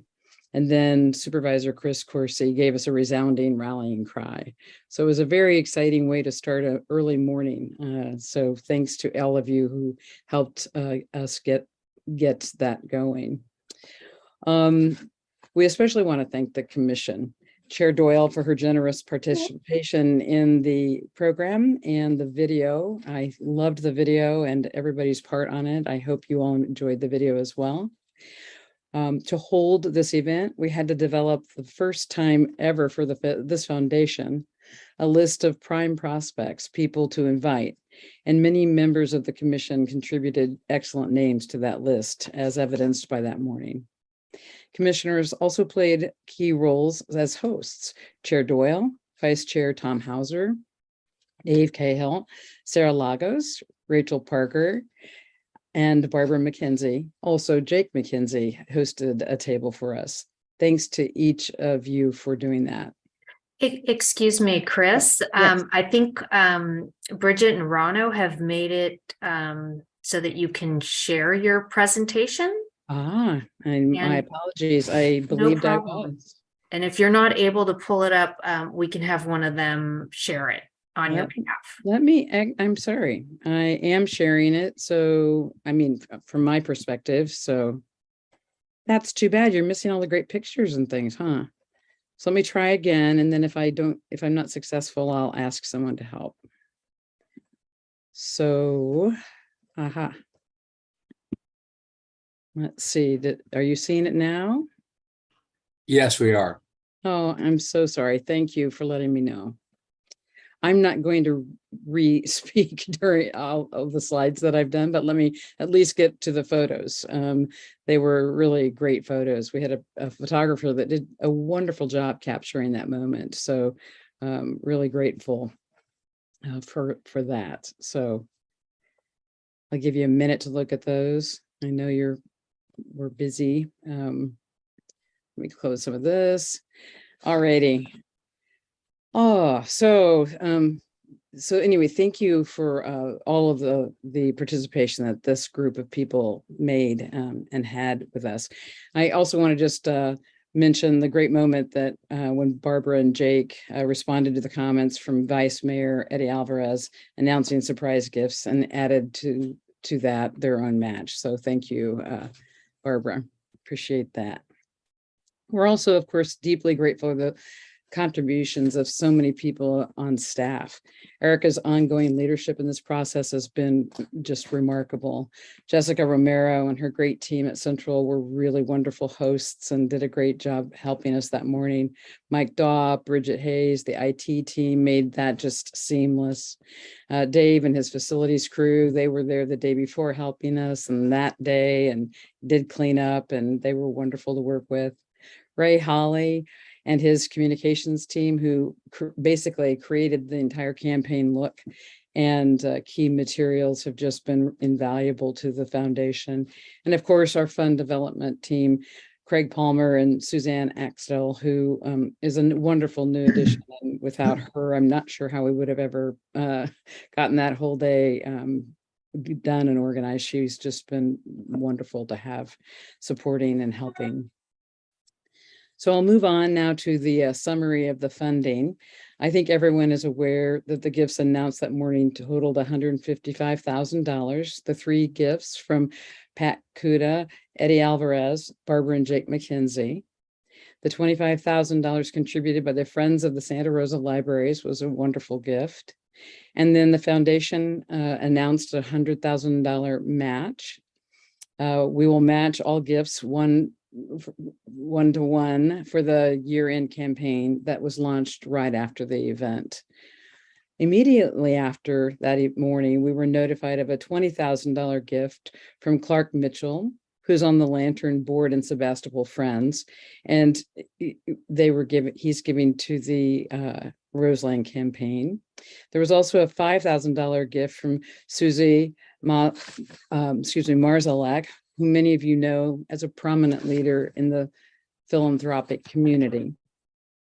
Another $5,000 gift from Sally and Robert Nicholson, the prominent owners of International Wine Associates, and their gift was made in honor of Bo Simmons. And additionally, we've been receiving a number of small gifts as a result of our various email blasts and other ways we've been reaching out to people. Our calendar year-end campaign is now in full swing. We have a direct mail appeal going out to 1,700 households, and a series of email blasts will go to 900 households. And we're setting up major gift follow-up opportunities. So everyone is digging deep. We have many new donors. We have more activity happening on the in the foundation than we have ever had. It's very exciting times. All members of our foundation board will have made their personally significant gifts by the end of this year, December 31st. We'll be posting an honor roll on the website December 15th, and it will be continually updated as more donors join the campaign. So that's been very active and very wonderful result. But we have next 18 months to plan for. The goal to complete by the end of 2023 is 300,000. That seems really doable. And with the momentum and excitement that's happening, we're confident in that. We have $1.1 million to raise in fiscal year 2024. So that will be a daunting goal. That will be a huge challenge for the foundation. So this year we're getting our muscles built to do an even bigger ask the next year. We'll be holding house parties, making presentations to various clubs. We are hoping that if you want us to present anywhere, you'll reach out, and we would love to have the opportunity. We'll be doing a major appeal in the spring. We also are launching a moves management that will systematically help us cultivate major donor prospects into their optimum giving levels. And this is quite typical of really healthy foundations. It's not something we've done before. So we're excited to start seeing the results of that. But we still need everyone to get involved, and everyone who can help us, the ways that can be helpful or helping us build relationships, because we know that relationships are really the most successful way of getting people involved in helping us get our libraries to where we want to be, as we've spoken, as we all heard at the launch, and as we've been speaking about. Really exciting. So if you know somewhere we can speak, let us know. And if you know someone who would like to serve on the foundation board, let us know. We're needing to build that as well. Like Jen was talking about, building their advisory board. So our hope is that we'll get building, and we have the foundation. And so now we just have the rest of the building to do. So thank you very much. I will stop sharing in a minute. If there are any questions, please let me know. Thank you so much. Really, we are so excited by the work that you've been doing. It's going to be quite a ride, quite a journey in the next few years. And a question. I know that you're accepting donations. Should someone, and especially with the matching gift program, yes, should someone pop a check in the mail? Can you pay electronically, or? Yes, all the ways. All of the above. Right. You can do both. Yeah, you can double your gift, and then we'll match it. No, we accept checks. We also have the website is now live, right, Craig? I haven't checked it lately. But it was up and running, and so we can certainly share that with all of you as a way to donate. But it's really helpful. Most of us are used to being able to donate online now, so we feel good that we have that resource now too. Wonderful. Thanks very much for coming. We appreciate the report. Sure. Any other questions? Any other comments?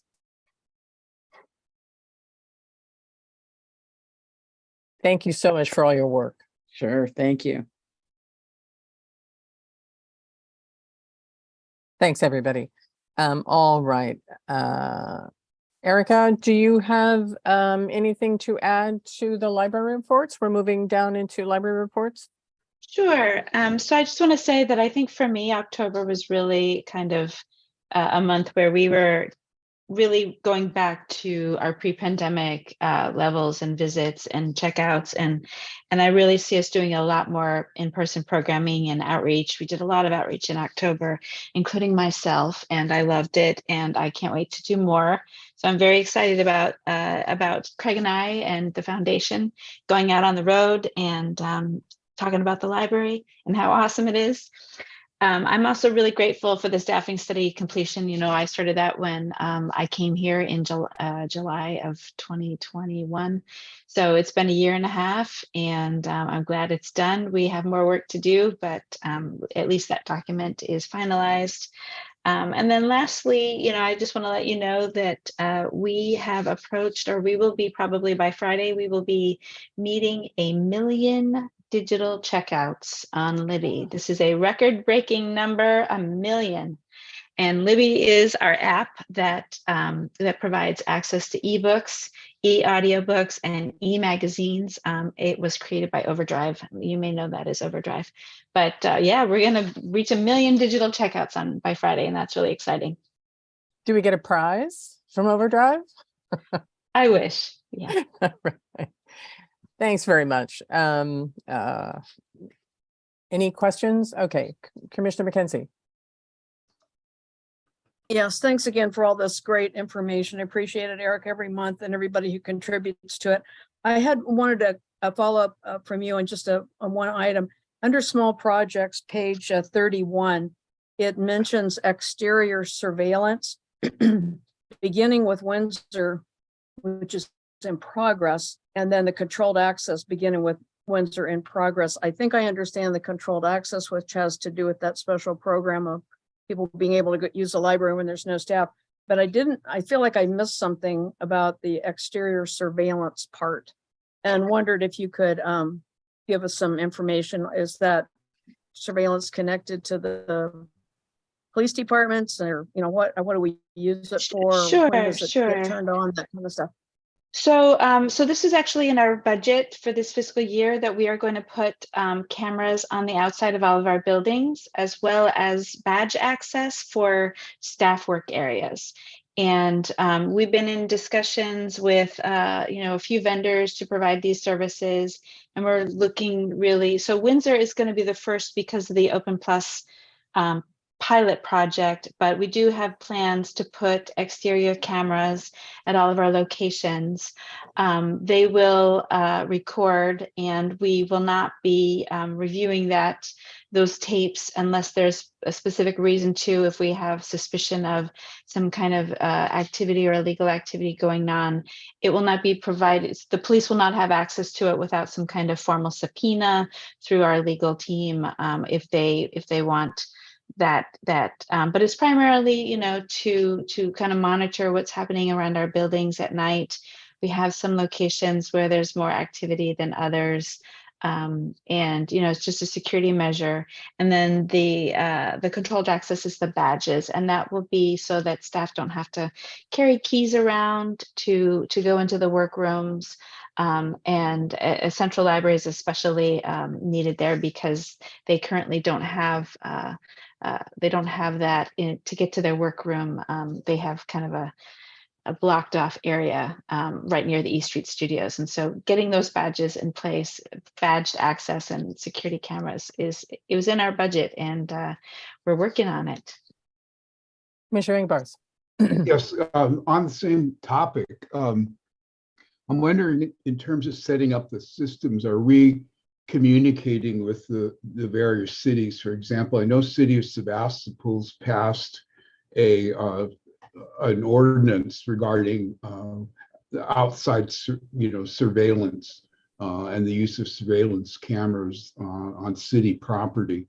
And the library building is property of the City of Sebastopol, and if we've got a surveillance system affixed to that, a question comes up regarding whose property it is, and if there's an issue about accessing it by a law enforcement agency. And I understand the idea of the surveillance and the ALA requirements about surveillance and handling of that, but it might be a little bit difficult unless there's an arrangement made with each of the cities when these are installed, especially if they have a policy like Sebastopol's that, part of that policy is not to allow facial recognition systems on city buildings. So just. Well, we will certainly look into that. And I didn't see Dave on the call. He is the one who would probably be best able to answer that question for you. Okay. I do. Okay. I'm here. Okay. I'm here. Yeah. So yeah, that's part of the process. Well, hi everyone. Chair Doyle, Interim Director Thibault, and commissioners. I'm Dave Teixeira, the facilities manager. And yes, it is part of the process of installing the surveillance to, interact with the city folks and to ensure that there isn't an ordinance. And so when there's a circumstance like that, we'll have to, pivot. Okay. And the other, thank you. And the other question I had is I know that we have a policy on surveillance and monitoring, but if you go to the website, at least I did when I did it, is it doesn't show up under our list of policies. You have to do a search for it. And I think that it would be good to have that on our list of policies, that if somebody has a question about the surveillance, our surveillance policy or monitoring policy, that they could go to our website and get the information they need on it without much trouble. So just to clarify, are you saying we, when you say we, are you talking about Sebastopol or are you talking about the library? No, or the library itself in general, big L. Are you referring to the filming and photography policy, or is there a different policy? No, surveillance and monitoring policy. I wasn't aware of that policy. I found one. I was trying. Before the meeting, I tried to find it again. I did I was searching and I came across a policy that was passed. I should have saved it, which I didn't. And I'll keep looking and I'll find it and send it to you then. But I think if we don't have a policy, it would be good to put one in place, and something that would be consistent with the ALA policies, guidelines on use of those systems. Then why don't we come back to that next time? We do have in our filming and photography policy, we do include surveillance, and that is part of the filming and photography policy, but we don't have a separate one on surveillance that I'm aware of. Yeah, I think it's I read that policy is being internal. If we're putting cameras on the outside, I think that's a different circumstance. Right, it would be. So perhaps let's just check to see whether we in fact do have a policy, Erica, and we'll bring it up and see if we need to have one, if we don't have one. Okay. All right. Anybody else? Thank you. Thank you. Good to know if we've got holes. I don't see any. I would say as you're Erica, as you're preparing to blanket the country or the county with good news about the library, don't forget your commissioners, because we're delighted to come with you and want to spread the word as well. Yes, I would be happy to. Wonderful. Anything to add to the library publicity and the library news? No, we had a lovely profile of our wine librarian, Megan Jones. That was wonderful. Yes. Wonderful. All right, then we'll move to budget and finance reports.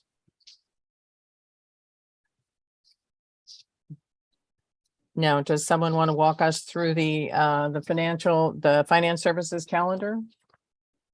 Seems pretty clear.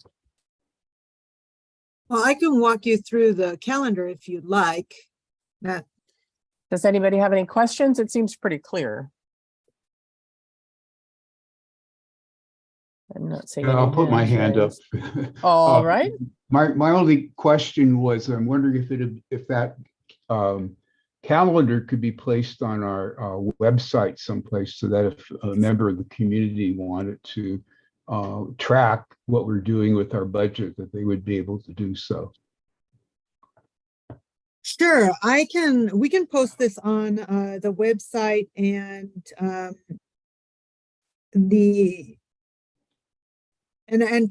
can update it if there are any updates to any of the dates.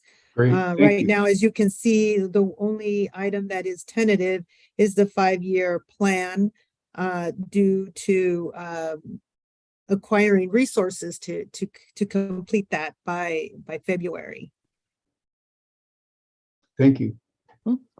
Commissioner McKenzie.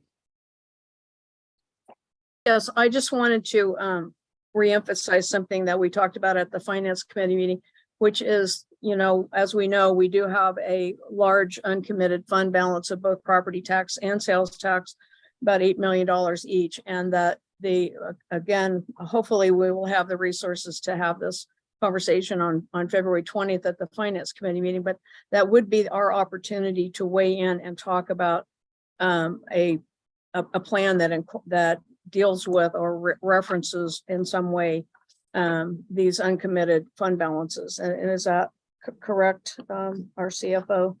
That's going to be the chance to talk about those. Yes, exactly. That is one of the primary reasons to develop this plan, is to inform the commission on what the expenditures are and what the forecasting is for revenues and expenditures. So you can make informed decisions on investments of the fund balance.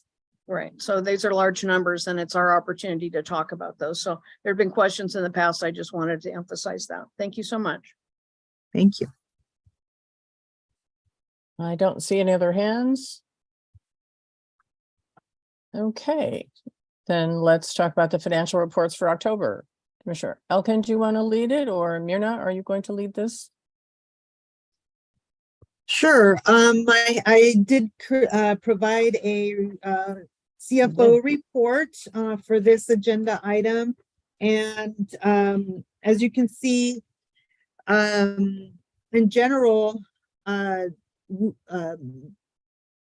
the revenues are as projected through October, and we are expecting our first installment of property taxes to be posted in this month of December. So you will see those in January at the Finance Committee.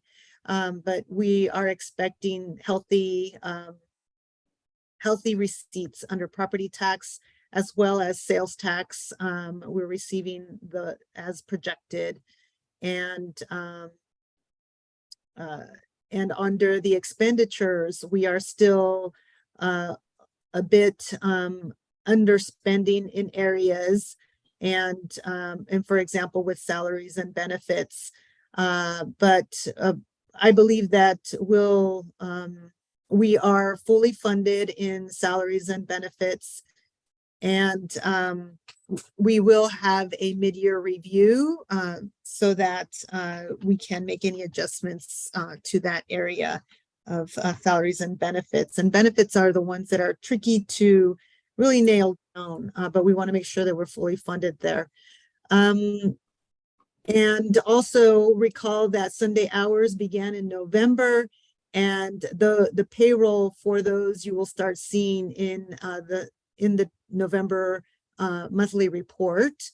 We did budget for the full year. However, we didn't open until November, so we'll see some savings in that area. Overall, in services and supplies, the target is that we're at 33% of the fiscal year. However, there are some areas that are a little over 33%, and the reasons for that is, for example, rents and leases. We're paying we pay 1 month not once a month in advance, but for example, we need to pay November's lease in October so that the payment arrives with the landlord in the first week of October. So that's the reason you see in rents and leases a little higher. In capital, we are underspending in that area. We still expect that Healdsburg and Petaluma branch refreshes will begin at the in the calendar year next year, 2023. That is still on track. In the fund balance, as Commissioner McKenzie explained, there is a healthy fund balance uncommitted, and under property tax, the uncommitted fund balance is 7.8 million, and under sales tax, the uncommitted fund balance is 8 million, for a total of $15.9 million in fund balance. I'd like to inform you that in November, I did attend the CalPERS Education Forum, and covers the whole array of benefits or services that CalPERS provides. And I focused in on learning more and attending the workshops on pensions and other post-employment benefits, and learned quite a bit, met with actuaries one-on-one, and I have followed up since then with CalPERS to continue to get information so that we can have, like as I stated in the calendar, a workshop for the Finance Committee. So those are the highlights for the month of October. Thanks very much for a very clear report, and the Finance Committee and the Commission also thanks you for making the reports much clearer for us. We applauded you in the Finance Committee meeting, and we applaud you here in the Commission. It really is much easier to track the information, and we appreciate your moving in that direction, and we also appreciate you going to that conference, because I think that a number of us have had questions about the CalPERS funding and commitments and that sort of thing. And so the fact that you're focusing on that, we think is good for us in the future. Any other comments on the financial reports, the budget and finance reports? Commissioner Elkin, do you have any final words, or we'll move right into? No, I would just like to echo what you were saying. Commissioners, on pages 47 and 48, you'll find new reports, and CFO Lopez worked closely with our colleagues at the county to prepare this new format, which is much more useful than what we had before. I don't want to take time in this meeting, but just to say that if you have any questions about how to read or understand these reports, I'd be happy to talk to you one-on-one and answer them. But I think they're a huge step forward. And Myrna, thanks so much for all your work in this area. You're welcome. The statement does reflect the full use of the fund balance policy and establishing those committed funds for IT facilities and your capital improvement program. I also want to add that the Finance Committee will see a draft of the audit for fiscal year ending June 30th, 2022. That's going along and well and on track. And the audit is expected to go to the Commission in January. We're delighted. Thank you very much. Thank you. We'll go into the holidays with a cheery thought. Thanks very much again. All right, then we're moving into commission reports. I don't have anything to add to my chair report. Does anybody have any commissioners have anything to add to their own reports or want to reflect on their reports? Chair Commissioner Doyle. Parker. Mhm. I was going to say Commissioner Parker may want to. I saw a hand. There we go. Right. I had an actual hand instead of the icon. I was tardy this month again, submitting my report. I have to sort out my use of the wonderful computer that I've been given by going around places. But I did want to say that in November, of course, I attended the monthly meeting and came to our branch for Sunday hours on November 6th. I brought some goodies for the staff who were giving their all to the community, and the visitors that I encountered on that day were really grateful to have the opportunity to come to the library on a Sunday. On the 9th, I prepared for the fundraising breakfast, and on the 10th, I attended the terrific fundraising kickoff breakfast. I think that Craig and the foundation folks did a wonderful job of putting that together. And then on the 19th, I chatted with Craig on the phone with some feedback from the table I was with and some other thoughts I had about maximizing some of the fundraising that was going on, the ideas that were being presented. So it was a terrific month. I then went to Washington, D.C. for Thanksgiving and left everything behind. So thanks for your time. Bravo. Anybody else? Okay, then we are moving to committee and liaison reports. Andy, would you like to talk about the finance committee report, or? I have nothing to add, Deborah. Okay. I just want to thank the finance committee, which includes, of course, you and Barbara and Dave, for their continued diligence in working with Myrna and her team, and want to thank Myrna for just doing a great job. I'm very excited about the audit coming in on time this year. That's Terrific. it. Thank you very much. The Measure Y Oversight Committee report. You see the minutes of the Measure Y Oversight Committee in your packet, and we should be getting a report from them at our next meeting, I believe. All right, the Sonoma County Historic Records Commission meeting. You also have notes from that in your packet, and you have a foundation liaison report. Commissioner Hauser, would you like to add anything else to your report? No, we've said enough tonight. In terms of the Director Recruiting Ad Hoc Task Force, we are going to be meeting to review some resumes later this week, and we will have a report to you at our next commission meeting, and probably have some things for you to do perhaps before that. So we'll keep you informed. Let's see, library advisory appointments. Let's talk about the Santa Rosa Library Advisory Board appointments. Commissioner Lagos? Sure. So I am pleased to bring forward 2 individuals for the Library Advisory Board for Santa Rosa. The first came highly recommended by the staff at the library, in Roseland in particular. Sergio is a wonderful gentleman. He joined us actually for November's lab meeting just as a guest to see what was going on. Serge is a huge supporter of the library. He's brought his dog for many years to the Read to a Dog program, and is really excited about being able to support the libraries in another way. And then the other individual is Lisa Pollock. She is also joined us in November's lab meeting to get an idea as to what the meetings are about and what the lab's about. She actually is a SSU retiree and is a big fan and has passion for libraries and literacy. So really delighted to recommend both of those individuals for appointment to the Santa Rosa Library Advisory Board.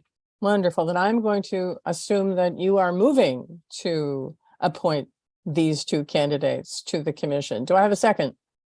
I'll second. I Sorry, second. before we do that, we should ask for public comment on this item, Thank since you. this is an action. Good point. Is there any public comment on this? Thanks for the reminder. Seeing no hands, hearing nothing. I want to make sure that people have an opportunity to say something. Okay, hearing nothing, then I will, who will say that they seconded first? I did. All right, there you go. Then I will take the roll. Commissioner Cahill, Yes. Commissioner Elkin, Yes. Commissioner Engbarth, Yes. Commissioner Hauser, Yes. Commissioner Heavenridge, Yes. Commissioner Lagos, Yes. Commissioner McKenzie, Yes. Commissioner Parker. Yes. Excellent. I will make it unanimous. So we welcome them with you. All right, and we have had the foundation report. Let's see, I have to find my. Which means we are down to the consent calendar. These matters include routine financial and administrative actions that may be approved by a consensus. Any commission member or member of the public may request that an item be removed from the calendar and have it placed with the action items. The commission will approve the minutes of the prior meeting in summary format. And as you know, we have taken the branch lease extension for the Sebastopol Regional Library off. That's 10.4. Do any commissioners want to remove any other item? All right. Do I have a move to approve? I will so Sorry, move. let's again open it up for public Oh, comment on this one. I am so sorry. Any public comment? I'm usually the first to do that. Hearing none. Did I get a motion? I so moved. Second. For the three that are left. Yes, thank you. Commissioner Hauser and then Commissioner Elkin seconds. All right, I'm going to take the roll. Commissioner Cahill, Yes. Commissioner Elkin, Yes. Commissioner Engbarth, Yes. Commissioner Hauser, Yes. Commissioner Heavenridge, Yes. Commissioner Lagos, Yes. Commissioner McKenzie, Yes. Commissioner Parker, Yes. and I'll make it unanimous. Lovely. All right, now we're going to move to our action items by motion. And first up is the Declaration of Democracy. Jamie, do you want to walk us through this? And this is something that really has been around the American Library Association, the Public Library Association for a long time. But in these days of censorship and book banning, I think a number of public libraries around the country are trying to make sure that we are reminded of what libraries can stand for. So, Jamie, do you want to walk us through this? Yes, thank you. Jamie Anderson, Acting Co-Deputy Director. Good evening, Commissioners. So yes, we're asking for the Commission tonight to authorize the Library Director to sign this Declaration of Democracy statement. It was written by the Urban Libraries Council. If you're not familiar with that group, it's an organization of large urban public libraries, of which we are a member. So this declaration came out of their recent annual conference, and we took a look at it as a management team, felt like it was pretty closely aligned with our values and our principles at Sonoma County Library, and we were impressed with it and would like to support it. As you know, public libraries do have a role in democracy. That role is protecting free information for all and maintaining a space, a physical space and a digital space where all viewpoints are protected, even when everyone does not agree. So signing on to this statement would just reiterate and reaffirm our commitment to all the things we care about: intellectual freedom, open public discourse, and other rights protected under the Constitution. Any public comment?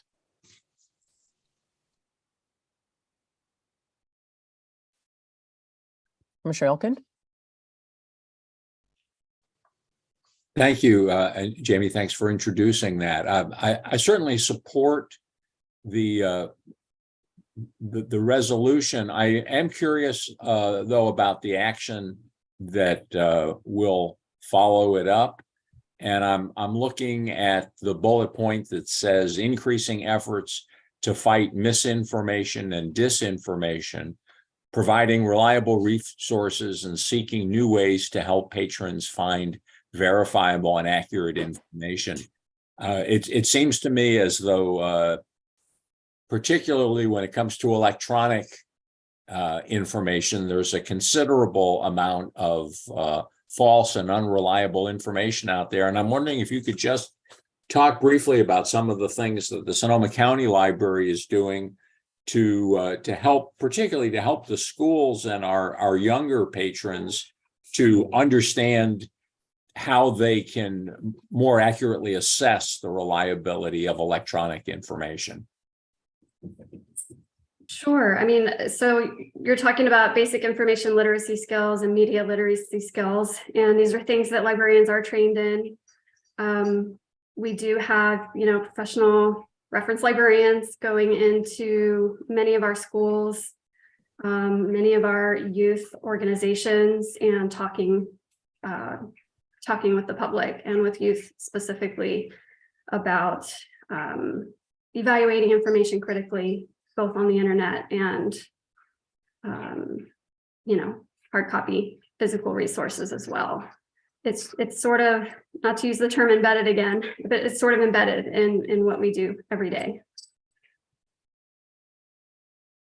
Yeah, we also have an education initiatives librarian who like, this is the bulk of her job, is working with schools, teaching not only the students, but also the teachers about our resources and how to be critical when evaluating sources. I'm really glad to hear that. This was less of a concern, certainly when I was growing up, and these resources didn't exist. Things that we found in the library we could just assume were pretty reliable. So I appreciate everything that you and your team are doing. I think it's really important. Thank you. It is. One might think that some parents would benefit from some of those lessons as well. If there's a way we can put a webinar together, that would be a good thing. But you're in charge of programming. Any other questions? Any other comments? Do I have a move to approve? I'll move it. I'll second. Wonderful. Any public comment? I asked for that, didn't I? You did already ask for public comment, correct? All right. Hearing none. Chair Doyle, can I ask who seconded that item? I believe that was Paul. Yeah. Thank you. All right. Commissioner Cahill. Yes. Mr. Elkin. Yes. Mr. Engbarth. Yes. Mr. Hauser. Yes. And Mr. Heavenridge. Yes. Mr. Lagos. Yes. Mr. McKenzie. Yes. Mr. Parker. Yes. I'll make it unanimous. Thank you. Item 11.2, the Sonoma County Library salary schedule. Suzanne, are you going to walk us through this? Or Erica, are you going to? I'll let Suzanne. Yes. So as you are aware, we did, when the contract for SEIU was approved in April, we did come back with 5, 4, and 4 COLA increases at the beginning of each calendar year. Is it possible to scroll to the item?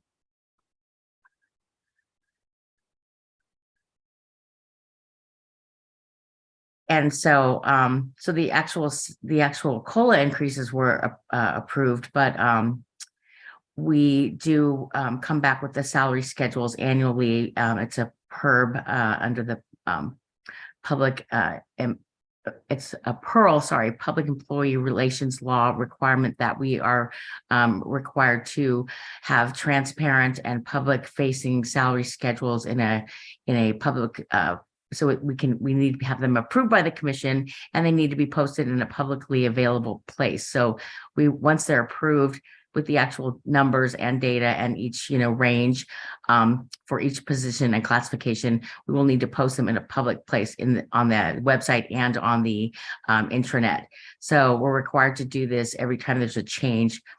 Usually it's annually, but sometimes if we create a classification or reclassify a position, we will come back to the commission each year. So the classifications for the represented classifications were increased by 4%. And so the salary schedule is coming to be approved by the commission as stated.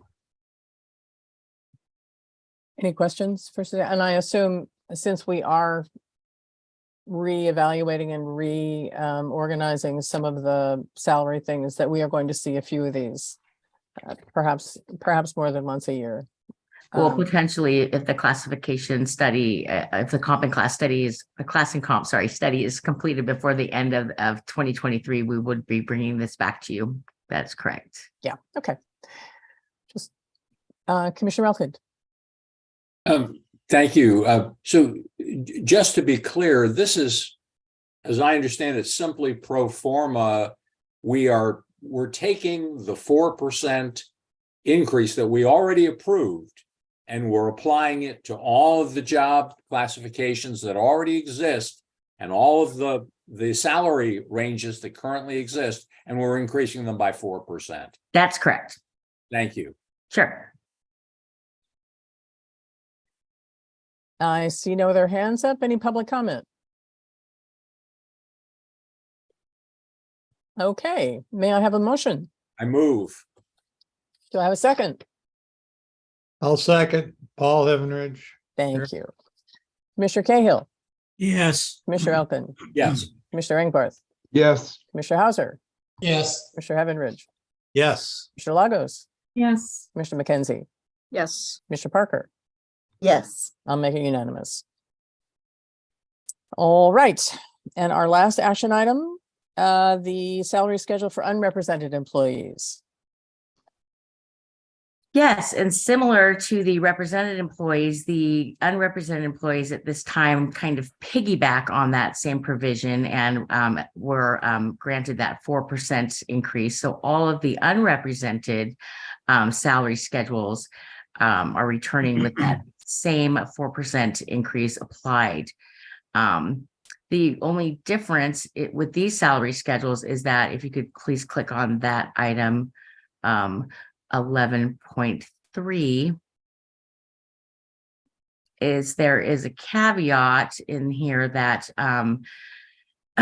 certain classifications that are subject to PEPRA, which is the Public Employees Pension Reform Act of 2013, if you are a PEPRA employee, which means you are hired by the library or a public agency after 2013, and your non-social security participants, which is what the library does not pay into Social Security, there is a cap on what the library can contribute to CalPERS, and we need to notify those employees of that threshold because it changes every year. This year's threshold for 2023 will be $175,250, and so we will let those employees know when they're reaching that cap, because the library will stop contributing to their CalPERS and they will need to make arrangements if they want to contribute to their 457 or whatever to the difference. So we're under obligation to notify those employees. And then all other things remain the same. Any questions? I see none. Any public comment? Do I have a motion? So moved. Thank you. A second? I'll second. I think that was, I'm sorry, which commissioner was that? No, I seconded. Rachel. Thank you, Rachel. I thought I heard your voice. All right, Commissioner Cahill, Yes. Mr. Elkin, Yes. Mr. Engbarth, Yes. Mr. Hauser, Yes. Mr. Heavenridge, Yes. Mr. Lagos, Yes. Commissioner McKenzie, Yes. Commissioner Parker, Yes. and I'll make it unanimous. Wonderful. Thanks very much. Thanks, Suzanne. I know that was a lot of work, and thanks, Erica. Happy to do it. Thank you. Mhm. All right, we are now down to item 14, agenda items for future commission meetings. Commissioner McKenzie. Yes. I'd like to ask to agendize the question of agendizing, because I brought up a couple of things in the past that don't seem to get agendized. And then I'll cite, for example, an update on headquarters, what we're talking about, the facility, the headquarters lease and where we might be moving, how we might be moving forward on headquarters issue.